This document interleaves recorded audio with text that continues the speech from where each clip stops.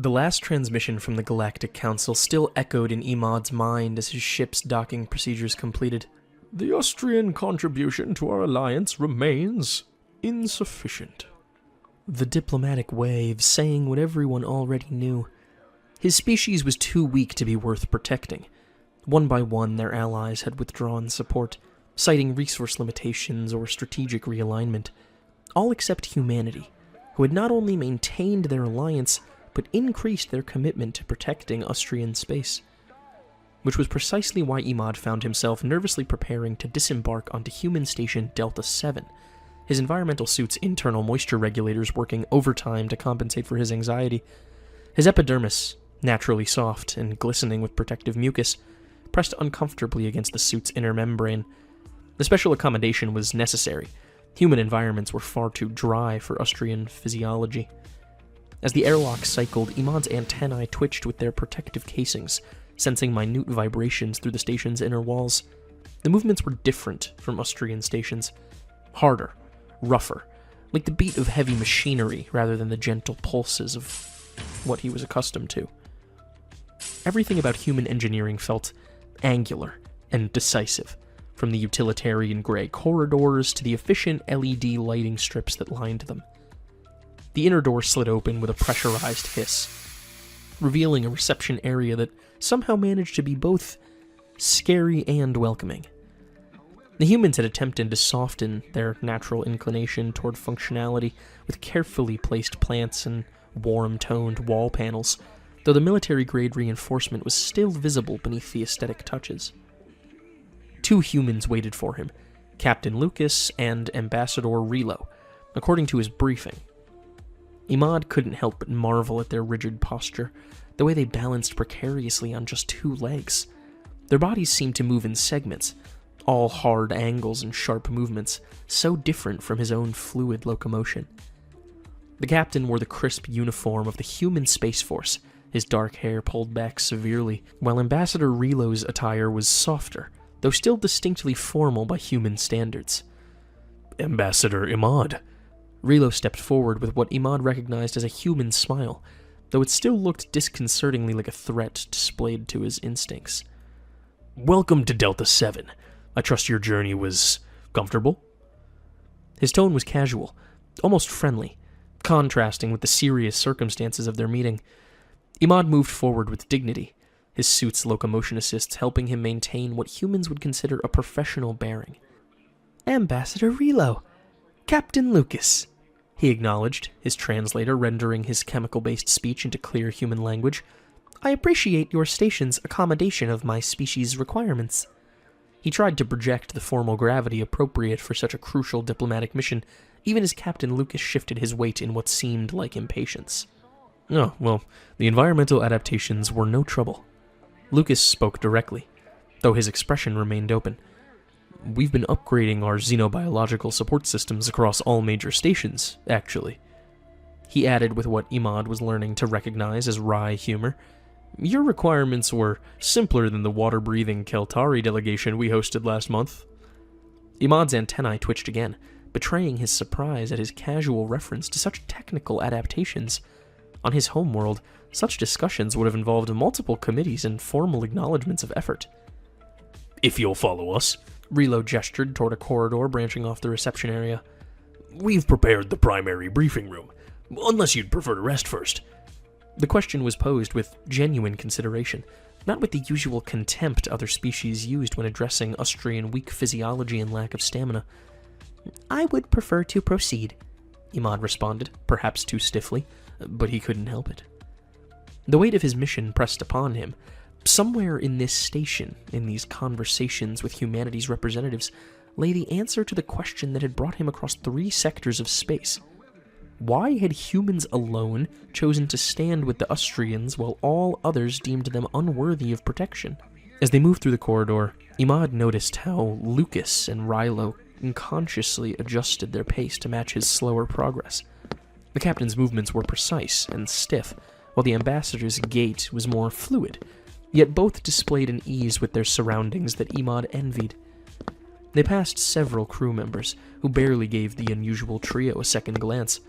A military captain, a human diplomat, and a slug-like alien in an environmental suit apparently being a common enough sight on this station.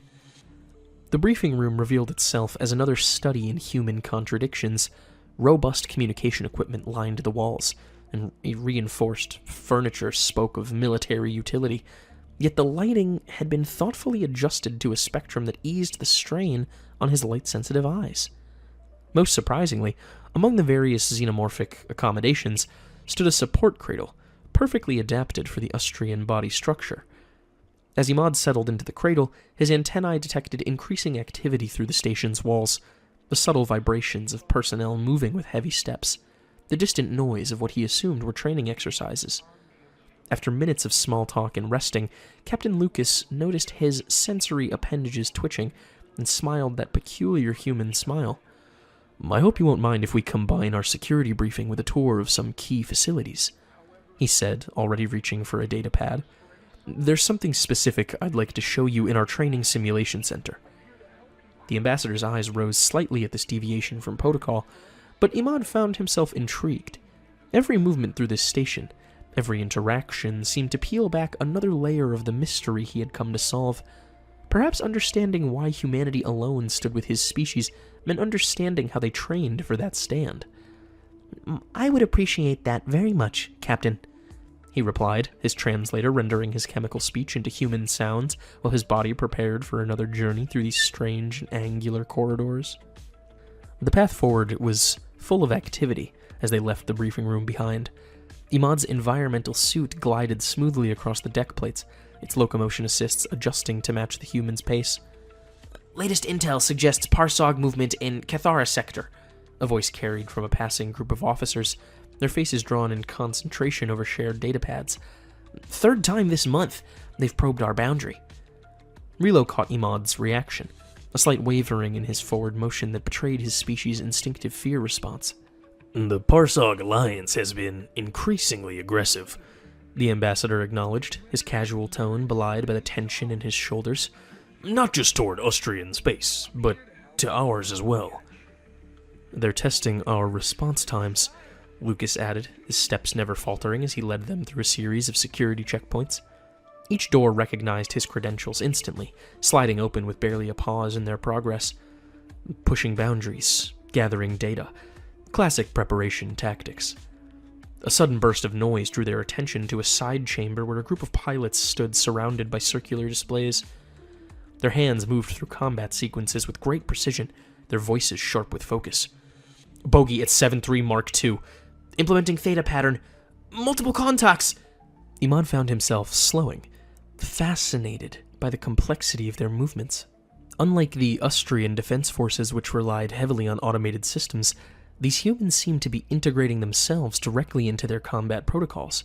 Their bodies moved in concert with their technology, neither fully organic nor purely mechanical. "Impressive, isn't it?" Lucas had stopped with him, his expression softening with what might have been pride. "We found that human intuition, properly trained and augmented, still outperforms fully automated systems in complex combat scenarios. The Parsog learned that the hard way in the Meridian skirmish." "The Meridian," Imad's translator caught for a moment on his surprise. "That was you? We'd heard the Parsog advance was halted there, but the details were classified."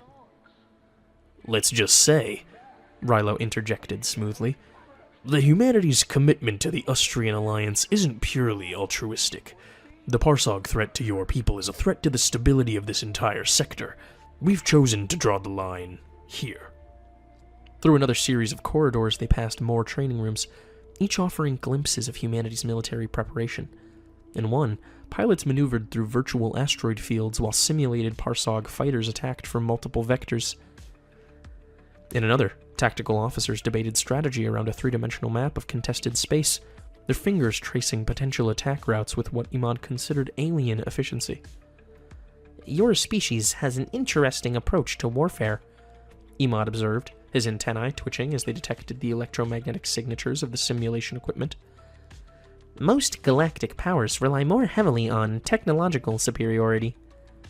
Lucas's steps faltered for just a moment. "Technology is only as good as the strategy behind it," he said, his voice carrying an edge of what Imad learned to recognize as bitter experience. The Parsog also found that out at Meridian. They expected our automated defense systems, our predictable response patterns. Instead, they got instead. Rilo cut in with a warning glance at the captain, who was talking too much. They discovered that humanity's greatest military asset isn't our technology. He paused as they reached a set of heavy doors, these significantly more substantial than the others they'd passed. It's a combination of weapons, instinct, and immaculate war knowledge from thousands of years of military history.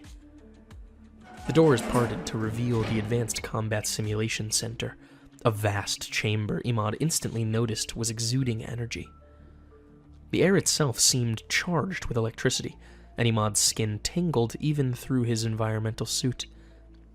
Banks of equipment lined the walls, their displays showing various combat scenarios playing out in real time. But what caught Imad's attention wasn't the technology, it was the humans themselves. Dozens of them moved through the space with great precision, their actions synchronized yet somehow unpredictable. Each person seemed to be simultaneously following a careful protocol while ready to deviate from it at any moment. "Tell me, Ambassador," Lucas said, his hand approaching a control panel, "how familiar are you with human theories of asymmetric warfare? Because what you're about to see is it firsthand." Imad felt his skin ripple with anticipation beneath his environmental suit. Perhaps here, in this chamber of carefully controlled chaos, he would begin to understand why humanity had chosen such an unlikely species as an ally. As his mind wandered on that question, the simulation chamber revealed itself to be nothing like what Imad had expected. Where other species favored gleaming holograms and ethereal displays, the humans had built something remarkably physical. Solid metal and composite materials dominated the space. Banks of traditional screens lined the walls, their buttons and controls designed for direct manipulation rather than gesture interfaces. "You seem surprised," Lucas noted, watching his antennae wave in apparent confusion. He crossed to a locked cabinet and pressed his palm against a biometric scanner. "Most visitors expect something more advanced?" Imad's translator rendered the word with just a hint of his cultural assumptions. Rilo chuckled. "We find tangible interfaces more reliable in combat situations, even training. Holograms are pretty, but try using one when your ship's been hit by an EMP burst." The cabinet opened with a solid click, revealing rows of what Imad recognized as projectile weapons. Ancient technology by galactic standards, yet meticulously maintained. Lucas lifted one of the rifles, checking it with practiced movements before holding it out to Imad. "Would you like to hold it?" Imad hesitated.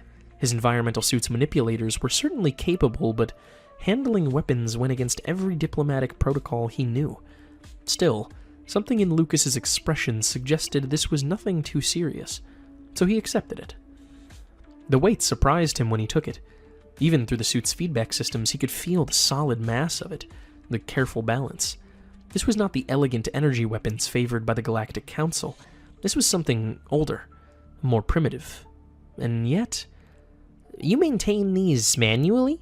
he asked, noticing the wear patterns that spoke of regular human contact. "Every soldier maintains their own equipment," Lucas confirmed. He moved closer, adjusting Imad's grip slightly. "These rifles have been in service for over 50 years. We upgrade the internals, but the basic design remains the same. Reliable, repairable, survivable." "But why?" The question escaped before Imad could contain it. "Your species has access to more advanced technology. The Galactic Council's reports suggest you're capable of producing energy weapons that would make us more like them?" Rilo's voice carried no judgment, only curiosity. Imad's skin rippled with embarrassment beneath his suit. "I meant no offense. I simply don't understand. First, you maintain an alliance that others consider inefficient. Then I find you using technology that seems primitive," Lucas supplied, but he was smiling. He took the rifle back, his movements displaying an intimacy with the weapon that spoke of years of practice. "Let me show you something." Lucas led them to a workbench where a rifle lay partially disassembled. Tools were arranged neatly beside it, each bearing signs of regular use. When I was a cadet, my instructor told me something I've never forgotten. He said, technology doesn't win wars. People win wars. And people need tools they can trust, maintain, and repair in the field. Imad watched as he picked up a tool, demonstrating how easily a soldier could break down and reassemble the weapon. But surely automated systems are wonderful until they fail, Relo interjected. He'd been watching the demonstration with his arms crossed. Humanity learned some hard lessons in our early space conflicts. The more complex the system, the more catastrophic the failure. We're not Luddites, Lucas continued, his hands never stopping their maintenance routine. Our ships have AI assists, advanced targeting systems, all the modern conveniences, but when everything goes to shit, he patted the assembled rifle. We make sure our people can still fight. Something in his tone made Imad's antennae twitch. You speak from experience? A shadow passed across Lucas's face. Meridian wasn't one with advanced technology. It was won by soldiers who kept fighting after their primary systems were knocked out, who remembered their training when the AIs went dark after an energy core failure. He looked directly at Imad. They understood that survival sometimes means embracing apparent weakness as strength. The implications hung in the air between them. Imad felt his preconceptions shifting. Not shattering, but realigning. He looked around the chamber again, seeing it with new eyes. What he had initially dismissed as primitive, he now viewed with a hint of appreciation for its preparation for worst-case scenarios. All because of an alien species that refused to rely solely on technological superiority. Eventually, Imad spoke again, remembering something important. You still haven't answered my question, he said finally.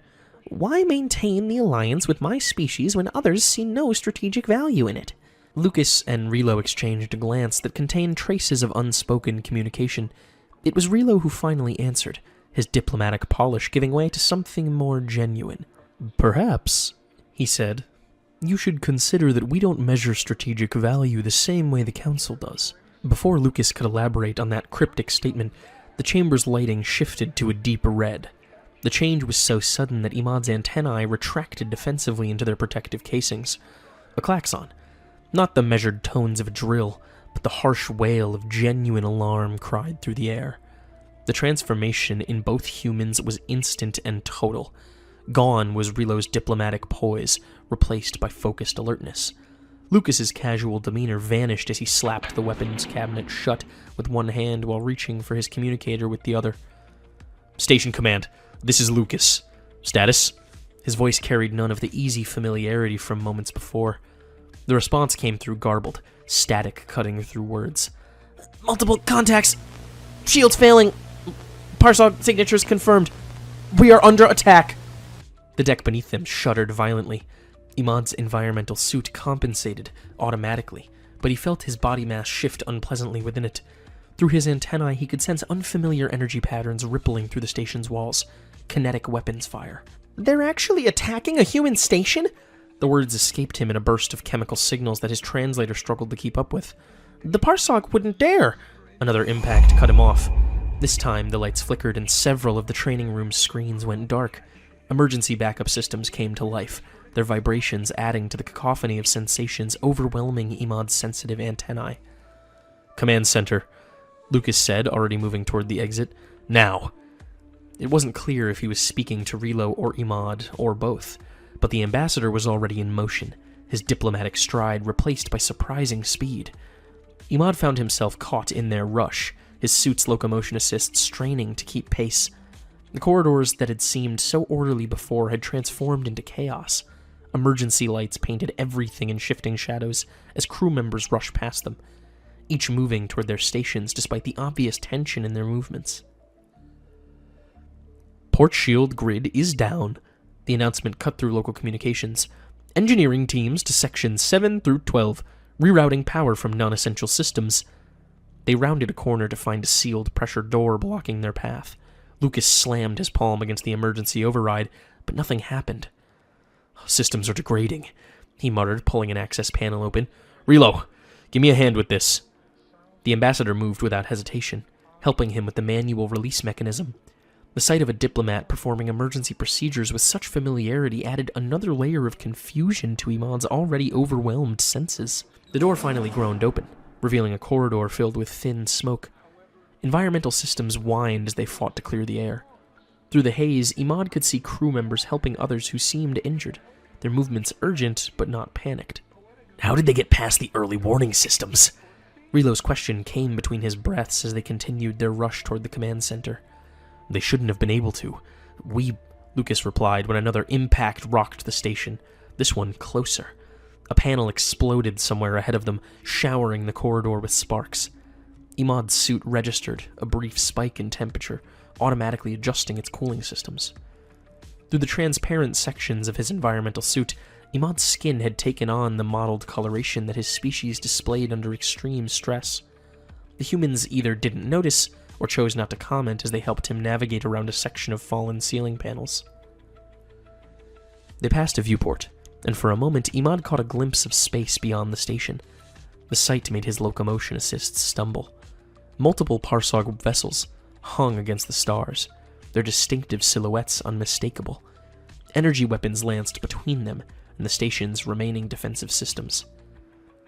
"This isn't a raid," Imad heard himself say, his translator rendering his shock into flat human speech. "This is a full assault force." Questions later. Lucas cut him off, pulling away from the viewport as another blast illuminated space.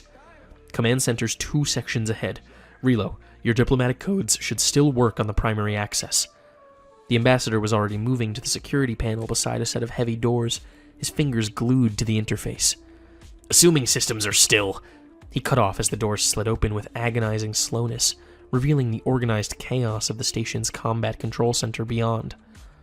Tactical displays covered the walls, many showing damage reports or tracking incoming threats.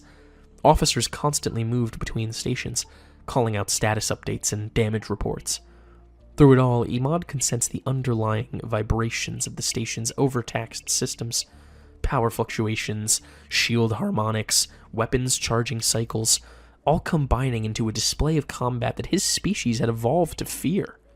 As they stepped into the command center, Lucas was already shifting into his combat role, calling for status reports and issuing orders. Relo moved toward the communications station, presumably to contact whatever authorities needed to be notified of this breach of galactic law. And Imad found himself frozen, his antennae withdrawn tight against his body, overwhelmed by the reality of what was happening. The Parsog Alliance hadn't just breached the peace, they had launched a direct assault on a distant human military installation. The implications were staggering. The potential consequences... Ambassador. Lucas's voice cut through his spiral of thoughts. He had paused in his duties just long enough to address him, his expression grave but controlled. I suggest you pay very close attention to what happens next. You're about to see exactly why humanity chose to stand with your people. The command center erupted with coordinated but rushed response as Lucas strode to the central tactical station. Imad's environmental suit remained locked in place, his body's chemical signals screaming for retreat while he watched the humans move with impressive precision through their combat protocols.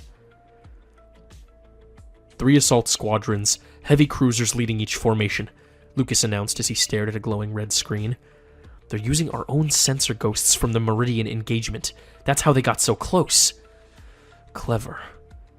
There was something almost like admiration in his voice, even as he began issuing rapid-fire orders. Point defense grid at 60% capacity, a tactical officer reported. Main power rebooting, but we're getting enough juice from the auxiliary. Imad's antennae trembled as he sensed the massive energy transfers through the station's systems. The Austrian Defense Forces would have already begun evacuation procedures, their automated systems buying time for retreat. But the humans... They're spreading out, Relo observed from beside him, the ambassador's diplomatic polish giving way to tactical assessment. Classic encirclement pattern. No, Lucas countered, his eyes narrowing at the display. Look at their velocity vectors. This isn't about surrounding us. They're positioning for something else. He straightened suddenly. They think we'll run. And they're setting up to cut off that route. Through his fear-induced paralysis, Imad watched as the humans smiled, a sharp, predatory expression that made his skin ripple with instinctive unease. Helm, full power to maneuvering thrusters. Make it look like we're having trouble maintaining position. Weapons, I want all batteries charged but powered down. Make it look like that first hit did more damage than it did. Playing wounded? Relo asked, moving to a communication station with surprising familiarity for a diplomat. Playing predictable, Lucas corrected. The Parsog based their entire strategy at Meridian on our expected responses. They're doing the same thing here. He turned to address the command crew. All stations, battle protocol, Theta 7. They want a panicked retreat? Let's give them something else to think about. Imad felt his translator glitch as he tried to process the rapid exchanges. His species' natural instinct for self-preservation made it difficult to comprehend the humans' apparent eagerness to engage. Around him, crew members coordinated with an efficiency that spoke of endless drills and absolute trust in their commands. Enemy squadrons maintaining approach vectors, Tactical reported. Reading power spikes consistent with weapon charging sequences. Hold position, Lucas ordered, his voice carrying absolute authority. Let them think we're struggling with systems damage. Wait for them to commit. Imad's body twisted within his suit as another impact rattled the station, but the humans barely seemed to notice. Their hands remained steady on their controls, their voices calm as they reported status updates and damage assessments. He found himself remembering every diplomatic briefing, every strategic assessment that had dismissed his species as lacking the necessary aggression for effective military action. They're accelerating, Relo reported, his diplomatic reserve completely abandoned in favor of military precision. All 3 squadrons, closing to engagement range. Not yet, Lucas murmured, watching the tactical display with predatory focus. Wait for it. Wait. His hand slamming the command interface. Now! All batteries, full power. Helm, emergency thrust port side. Hit their center squadron before they can react. The station's response was immediate and overwhelming. Energy that had been carefully hidden surged through systems that only appeared damaged. Weapons that had seemed offline opened up with devastating accuracy on the unexpecting Parsog vessels. Through his antennae, Imad felt the massive power transfers that his species would have considered too risky, too aggressive to attempt. Direct hits on their lead cruiser, Tactical called out with professional satisfaction. Their formation is breaking apart. They expected us to run, Lucas said, his voice carrying a hint of satisfaction as he watched the Parsog squadrons scatter in confusion. Just like they expected the Austrians to run. But humanity learned a long time ago. Sometimes the best defense is to strike back hard. The words hit Imad with physical force. He understood now, with brutal clarity, why the other species had abandoned his people to their fate. It wasn't just about physical capabilities or technological advancement. It was about this capacity for controlled aggression, this ability to transform fear into action. His body remained frozen in its fear response, chemical signals still screaming for retreat, while around him humans coordinated their counterattack with unimaginable precision. The difference between their species had never been more apparent, more devastating in its implications. The Parsog fleet's retreat left an eerie quiet in the station's combat control center. Imad's antennae slowly extended from their protective casings, sensing the changed vibrations throughout the station. The frantic energy transfers of combat had been replaced by the steady noise of damage control systems and emergency protocols. Confirmed hits on 2 of their heavy cruisers, Tactical reported, their voice hoarse from calling out combat updates. The 3rd squadron's covering their withdrawal. They're falling back to the sector boundary. Lucas nodded, but Imad noticed he didn't share the crew's relief. His eyes remained fixed on the damage reports scrolling across his display. Casualties? Medical reporting 17 injured from the initial impact, 3 critical. Relo's diplomatic polish had completely fallen away. Section 7 took heavy damage. Emergency teams are having trouble reaching. Permission to assist? The words left Imad before he could process them, his translator rendering them in clear, urgent tones. Both humans turned to look at him, and he realized he had moved from his frozen position for the first time since the battle began. Lucas studied him for a moment, then nodded sharply. "Relo, take him to medical. They can use all the help they can get." He turned back to his tactical display. "I need to coordinate with command about this breach of treaty space." The journey to medical took them through corridors that bore fresh battle scars. Emergency lighting cast everything in harsh shadows, and the deck plates thrummed with the vibrations of overtaxed systems. But what struck Imad most was the smell. His environmental suit's sensors detected traces of burned materials, smoke from ruptured power conduits, and beneath it all, the unmistakable scent of human blood. They found medical in controlled chaos. The main treatment area had overflowed into adjacent corridors where makeshift triage stations handled the walking wounded. Through the transparent sections of his suit, Imad's skin rippled at the sight of injured humans, their resilient bodies showing their vulnerability at last. A nurse hurried past, arms full of medical supplies. Without thinking, Imad extended his suit's manipulators to catch a roll of bandages that slipped from her grasp. She paused just long enough to nod thanks before rushing on. "Over here!" The call came from a doctor kneeling beside a wounded engineer. "I need pressure on this wound while I prepare the regenerator." Imad moved before Relo could respond. His environmental suit's manipulators were steadier than human hands, designed for precise control rather than strength. He pressed the bandage exactly where indicated, his species' natural sensitivity to pressure allowing him to maintain perfectly consistent force. "Good," the doctor said without looking up. "Keep that steady." She worked quickly, her movements efficient but not rushed. "You're the Austrian ambassador?" "Yes," Imad replied, his translator barely keeping up with the rapid exchange. "I have some xenobiology medical training. All our diplomats do." He didn't add that it was mostly theoretical in his case. "Excellent. We need all the steady hands we can get." She finished with the regenerator and moved to check the bandage. "Perfect pressure control. Can you help with other compression wounds?" For the next hour, Imad moved from patient to patient. His suit's manipulators proved ideal for maintaining precise pressure, freeing human hands for more complex procedures. He found himself working in seamless coordination with the medical team, his fear response completely forgotten in the focus of helping others, something that went against his instinct, like all the fighting. "You're good at this," Relo observed during a brief lull. The ambassador had been helping too, his diplomatic skills turned to comforting the injured and coordinating supplies. Imad's skin shifted colors, in what was his species' equivalent of embarrassment. "The pressure sensitivity.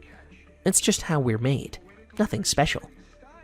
"Exactly," Relo said with what seemed like particular emphasis. "It's how you're made.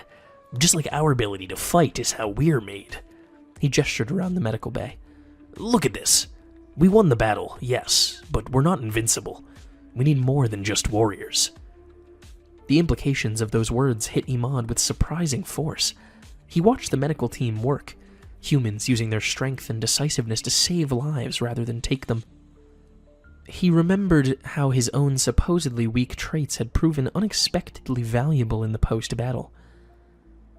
"Your species chose to stand with us," he said slowly, his chemical signals forming the words with new understanding. "Not because you failed to see our weaknesses, but because we recognized your strengths," Relo finished. "Different species, different capabilities. The Parsog and their allies see that as a reason for division.